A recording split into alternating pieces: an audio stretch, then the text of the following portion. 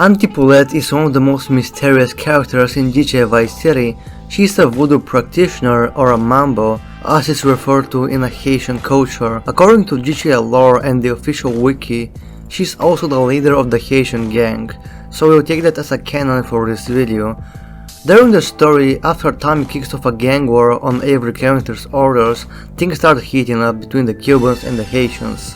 After that, Tommy gets a call from Umberto Rubina, who mistakes him for Leo Tio. They arrange to meet at Umberto's dad's cafe in Little Havana. There, Umberto wants to test Tommy for his cojones. Tommy proves himself during the stunt boat challenge, but right after that mission, Tommy receives another call, this time from a woman. She claims she knows him. Here's a quick list to the call, it's short. Tommy, enough dead man been chatting about you, my dear. Thought you might need something to make you feel better, so Auntie Poulet make you some stew, eh? Come and check me kitchen sometime, okay, Tommy? Tommy goes to her house in Little Haiti, and Auntie Poulet gives him a cup of tea, which turns out to be laced with drugs. It's her way of manipulating Tommy into doing jobs for the Haitians without him even realizing it. And it works. Tommy ends up carrying out several missions for her, clearly under some kind of influence. Although, to be fair, he already looked kinda drugged before drinking it, but that's a theory for another day. Auntie Poulet gives him the tea again in the second mission, reinforcing her control, but after the third mission she stops using him altogether. And that's where the real question comes in. Why did Auntie Poulet stop using Tommy? Why didn't she just keep him as a full-time soldier?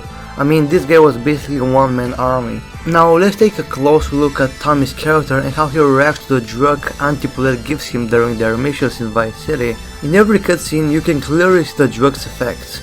Tommy looks spaced out, confused, forgetting where he is, what he's doing, and even who this mysterious old woman is that keeps giving him the tea. At this point in the story, Tommy is still rising to power, building his name in Vice City, but that rise meant little to Auntie Poulet. Her interest in him wasn't about his status, it was about control, and she had that control to the drug, at least temporarily. What ultimately made her distance herself from Tommy is this simple truth. She knew what would happen if he found out the truth, that he was being drugged by an old voodoo priestess and manipulated into doing her bidding, killing Cubans, starting wars, and risking his life for someone he barely knew. Someone like Tommy wouldn't take that lightly. Now it's unclear if Auntie Poulet knew who Tommy really was, wherever she knew he was a made man from Liberty City, a hardened criminal with a violent past, but honestly, that detail didn't change the outcome. Because what mattered more was what Tommy was becoming, a man with power, resources, and no hesitation when it comes to violence. Auntie Poulet realized that if the tea stopped working, or if Tommy simply snapped out of it, she'd be in a serious danger. It was safer to cut ties with him before he figured everything out. And after seeing firsthand what Tommy was capable of, his brutal efficiency, the way he handled both Cubans and other enemies, Auntie Poulet started to fear him.